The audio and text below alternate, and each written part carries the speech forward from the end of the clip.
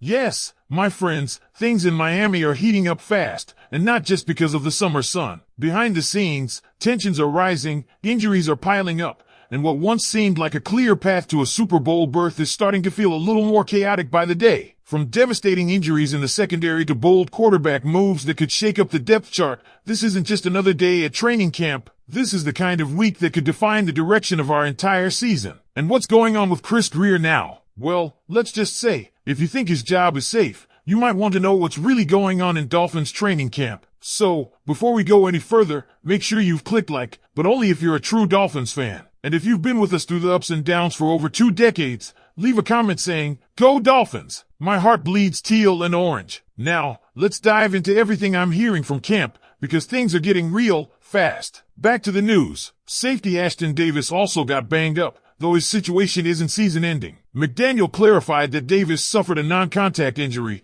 possibly a shin splint type of issue. He won't be placed on IR, but don't expect to see him in preseason action. That leaves a depleted safety group scrambling for answers. Dante Trader Jr. has struggled and isn't ready. Cam Smith has been limited with a compression sleeve on his leg. Kendall Sheffield is now missing time after an impressive start to camp.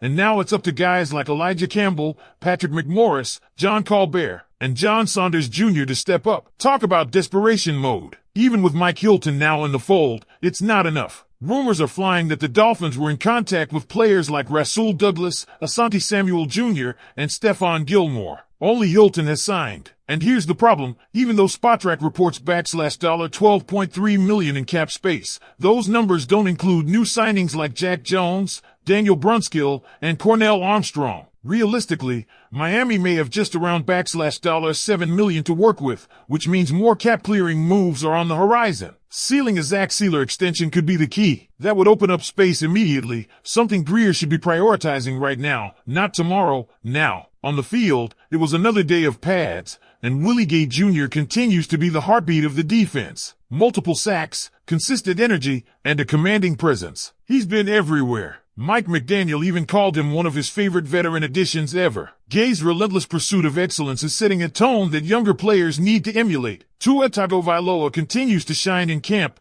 connecting with Jalen Waddle in tight coverage and showing sharp decision-making. He hasn't thrown an interception in 7 straight practices, but he's not focusing on that. Tua said he's using camp to test windows and learn from mistakes, a mindset that fans should appreciate. He's not chasing perfection. He's chasing progress. That said, he admitted there are things he didn't execute well, and that's exactly the kind of accountability you want to hear from your QB1. Now, the quarterback battle behind Tua is getting interesting. Zach Wilson is officially the backup, but McDaniel left the door slightly ajar, saying that if Quinn Ewers keeps pushing, it could turn into a real competition. Ewers has reportedly been more consistent than Wilson, and if it weren't for Wilson's $6 million contract, we might already see a flip on the depth chart. The question is, will McDaniel pull that trigger? As for the rookies, McDaniel is cautiously optimistic. He likes what he's seeing in terms of attitude and effort, but the real test is coming. They're being asked to digest a complex scheme fast, and the coming practices will reveal who's truly ready. Kenneth Grant is emerging as a force up front. His technique and strength have stood out,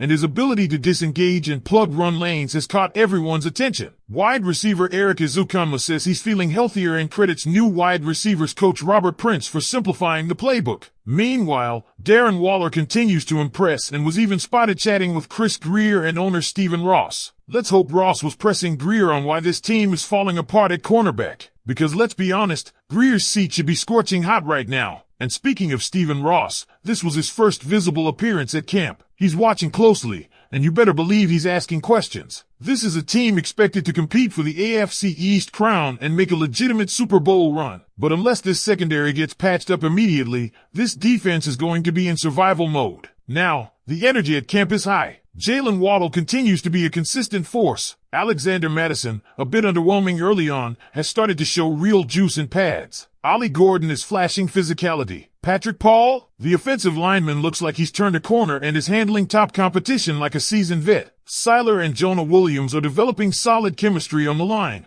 and it's translating into better reps against the pass rush. But the truth is, all of this effort and growth could be for nothing if the secondary can't hold. The question we're left with is, how will this front office respond? Are they going to finally take the defensive backfield seriously, or will they let this injury wave sink a potential Super Bowl caliber season? Will Grier make the right moves, or will he continue to let this roster unravel? Because here's the thing, if Chris Grier doesn't act now, this season could spiral before it even begins. With Koa done for the year and no clear answers behind him, this secondary isn't just thin, it's unstable. You're looking at a rotation held together by rookies, low-level veterans, and a prayer that Mike Hilton can still play at a high level. And don't forget, Cam Smith, the player who should be taking a huge leap in year 2, is nursing an injury and barely getting reps. That's not a good sign when you're trying to count on young talent stepping up. And the irony? This could have all been avoided. Fans were screaming all offseason for reinforcements in the defensive backfield, but Grier ignored the noise, banking on depth that was always paper thin. The moment 1 or 2 guys went down, this unit was destined for collapse. Now we're talking about Elijah Campbell or Patrick McMorris getting meaningful reps in regular season games. That's not depth, that's desperation. Let's pivot a bit to something more promising. Willie Gay Jr. continues to dominate on defense. His motor is nonstop, his play recognition is elite,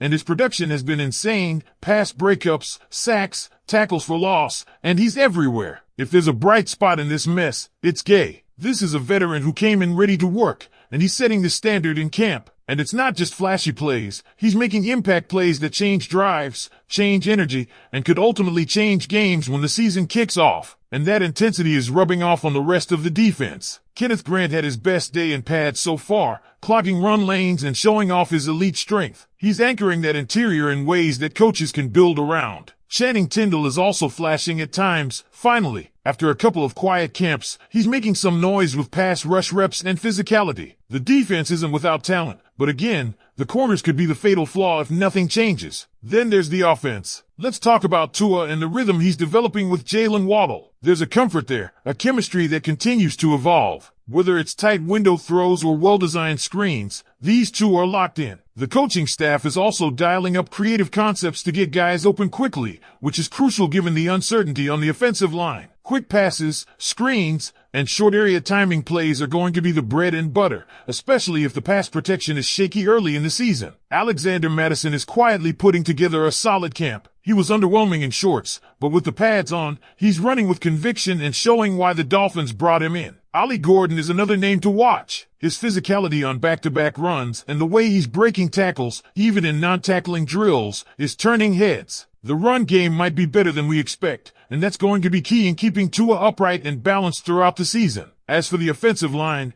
we're hearing better things about Patrick Paul. He's handling reps against top edge rushers and showing he belongs. When you start stacking wins in practice against guys like Bradley Chubb, that's not nothing. And speaking of Chubb, McDaniel praised him for his intensity and hustle. He's one of the fastest to return to the huddle after every rep, win or lose. That kind of work ethic sets the tone, and Miami's going to need every ounce of that drive once the season gets going. Quinn Ewers also deserves some recognition. He's quietly having a better camp than Zach Wilson. That's not just media fluff. Word around camp is that if Wilson weren't guaranteed $6 million, Ewers would already be the number 2. He's making tight window throws, showing poise under pressure, and bringing a calm demeanor that coaches love. McDaniel won't say it's a competition yet, but the door is wide open. And then there's Darren Waller. His presence on the field is undeniable, and he's building rapport with the coaching staff and even Stephen Ross. He was seen chatting with Ross and Grier during practice. You don't bring in a guy like that unless he's part of your offensive plans. McDaniel is clearly intrigued by the idea of adding Noah Fant as well, and with the way they're experimenting with formations and personnel, this offense could be scary if everyone stays healthy. But again, everything comes back